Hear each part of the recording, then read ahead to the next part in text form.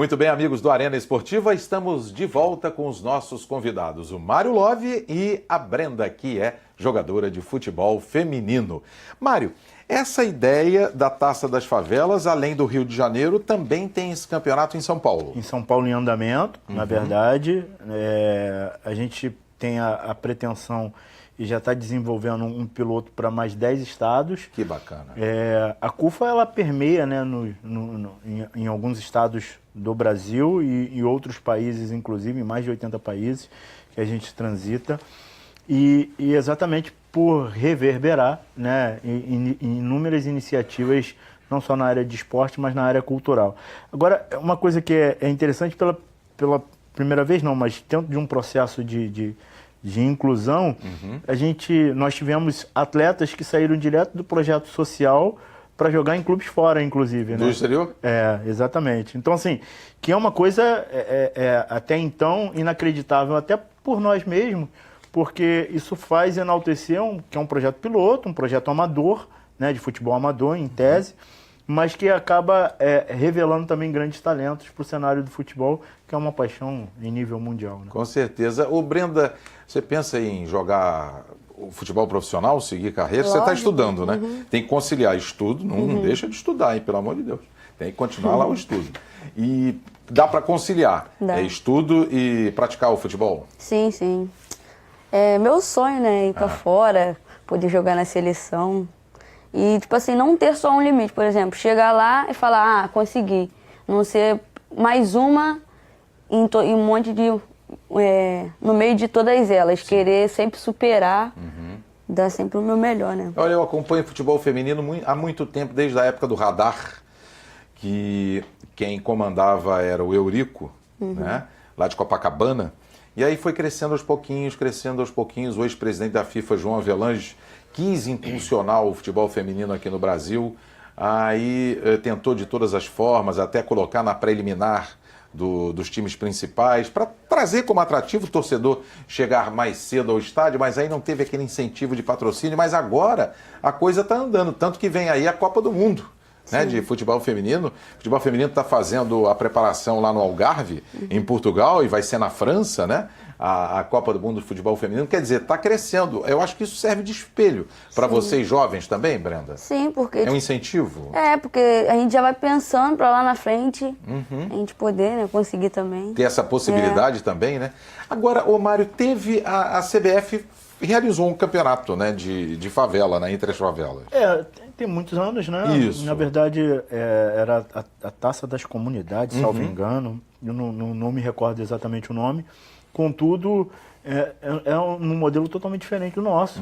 Porque a gente tem como principal protagonista o menino mesmo, oriundo de um território considerado hostil. E, obviamente, a gente quer essa representatividade até para dar empoderamento para essas favelas que eles representam. Enfim, então assim... E aí, obviamente, quando a gente começa a desenhar o projeto, e aí Celso Ataíde, MV Bill e outros pares, Nega Giza, de certa forma pensam exatamente no jovem de periferia, naquele que a gente chama de exclusão e minoria, né? O preto, pobre e favelado. Até para dar dignidade, como eu falei, para esses jovens. E o resultado tem sido positivo? Bom, por aquilo que você observa? Sim, na verdade... Acho que o primeiro passo que a gente deu assim, na direção correta, na direção em frente, né, pode-se dizer assim, foi exatamente a enxurrada de favelas querendo se inscrever. Então, assim, quando a gente abre a inscrição, são 600, 700 favelas. Top a caixa de e-mail. 1000 favelas querendo realizar as inscrições. Então, assim, cada um com dignidade tentando representar o seu lugar. Claro. O segundo são os jovens exatamente tendo a sensação de pertence. O que antes era o estereótipo de ser uma comunidade violenta, para eles significa sentido de resiliência, né? De resistência mesmo. Então, assim, isso pra gente é muito bacana. Ou seja, o mesmo jovem que vai buscar um emprego e, na maioria das vezes, ele não consegue dizer de onde ele é, porque ele tem insegurança, medo e até de não conseguir um emprego, ele, quando retrata o futebol, ele faz questão de representar.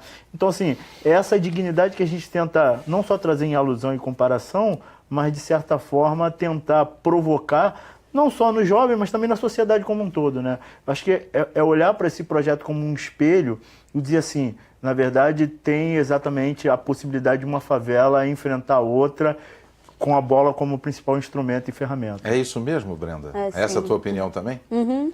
E dá para que as coisas possam transcorrer assim normalmente? Dá sim. Dá Fluir tranquilo?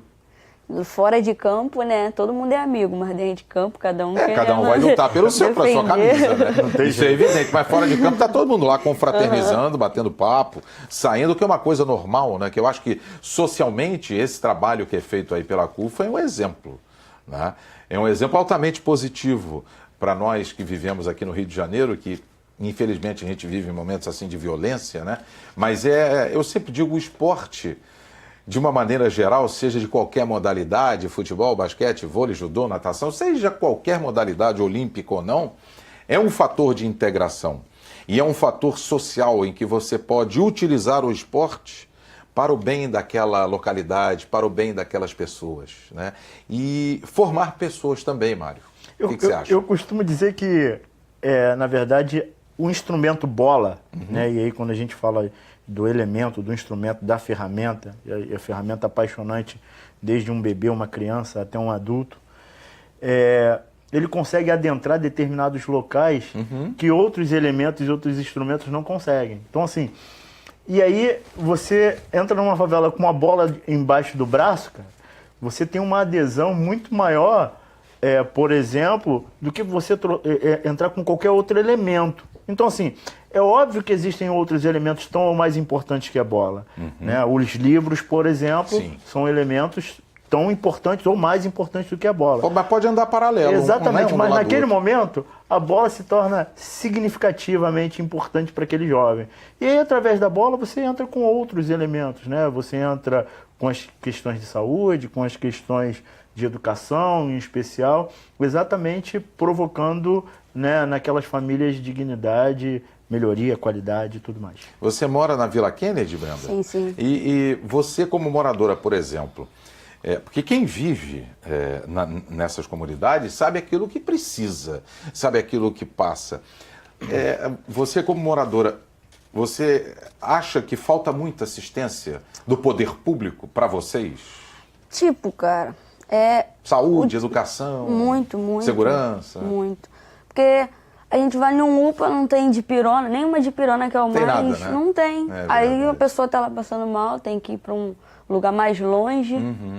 E é complicado, né? E, por exemplo, no esporte vocês ali estão integrados, né? Um ajuda o outro, né? Já até aconteceu de eu estar lá morando com meu pai e a minha irmã tá passando mal, querer ir no UPA, mas tá tendo tiro. E como que ela ia? É verdade. Aí os médicos não querer atender ela.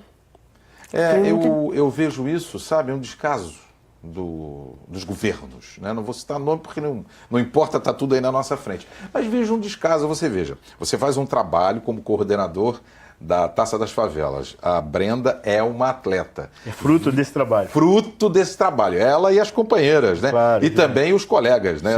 Sim. Na área masculina. Eles sabem aquilo que eles precisam. E veem no esporte, né? No caso aqui o futebol, porque deve ter basquete, deve ter outras modalidades, né? Que a gente vê. O Minotauro, por exemplo, dá aula de luta livre. Eu não sei se é no Vidigal ou é na Rocinha. Ele tem um trabalho em uma das comunidades aqui do Rio de Janeiro. E isso é importante. Quer dizer, as pessoas que vivem ali dentro sabem da necessidade que o Estado tem que abraçar cada um para que possam ter dignidade e poder progredir na vida. Eu acho que esse exemplo, Brenda, de vocês, jogadoras, dessa união, né, do teu time, dos outros times, eu acho isso muito importante, sabia? Sim. E, tipo, muitas das meninas estão desacreditadas, né? Muitas param no meio do caminho, porque ninguém sabe o que está por trás. Muitas têm que jogar bola, mas também têm que trabalhar, estudar. Sim. Então, suprir uma deficiência, né, que a família tem, né? E falam que o futebol feminino é frágil, mas não sabem o que está por trás disso, não sabem a dificuldade que é jogar bola ainda. Claro. E aí, Mário? Eu vou concordar com a Brenda, obviamente, mas eu quero fazer dois parâmetros aqui. Aquilo que é público é de todo mundo. Sim. Se é de todo mundo, não tem dono propriamente dito. Então, assim, eu acho que falta também uma sensação de pertence sobre as repartições públicas em linhas gerais. Aquilo é meu, então eu cuido, eu represento e tudo mais. Então, acho que falta um pouquinho essa percepção. Em relação ao futebol que ela falou ainda há pouco, há décadas atrás faltou referencial. Então, assim, se não tem referência, obviamente não tem o efeito espelho. A partir de um determinado momento, ela começou a jogar bola. Então, pode ser que para as filhas, para os sobrinhos, ou para as sobrinhas, melhor, para as filhas das amigas, essa representatividade que ela está causando e provocando seja extremamente importante, porque aquilo que para o homem é muito difícil, para a mulher é 5 vezes mais. É sabido por nós. Sim. Então, assim, até para ter essa sensação de empoderamento, que é uma linguagem que está sendo muito utilizada. Mas eu, particularmente, prefiro que a mulher defenda isso. E a gente, como apoiador ou apoiamento, a gente vai registrando e dando a direção. Mas, em tese, eu acho que o que ela puder reverberar de ações positivas dentro do esporte vai ser muito importante para as gerações seguintes. Com certeza. Brenda, na tua concepção, qual é aquela jogadora que se destaca no futebol feminino? Marta, Marta? né? Formiga. Tem mais alguma? Cristiane, Debinha. Você vê, ela citou a Marta, né? A Marta hoje, isso aí já foi mais do que comentado, poderia jogar no time dos marmanjos dos homens tranquilamente. Não tenho dúvida. E daria show, meu amigo. Não tenho dúvida. Daria show. Mas em uma, pra mim, especial, jogou na seleção, acho que pegou um jogo, mas ela é muito meu espelho, a Rafa Barros. Ela também está no Flamengo, profissional. Então, tipo, ela tá sempre me ajudando, sempre me dando muito conselho. Você tem contato com ela? Sim, sim. Então, isso é bom, você ter esse contato com essa jogadora. Não, e a Rafa Barros saiu da Taça das Favelas direto para um time em São Paulo. E de lá foi para a seleção. Ela jogava em qual? Ela jogou na Vila Kennedy. Na Vila Kennedy. A Rafa Barros. Foi pra China, ficou um ano na China. Olha que legal, tá vendo? Ela conseguiu, você também pode. Basta ter foco, Sim. Força de vontade, né? Pensar na tua perspectiva de um bom futuro.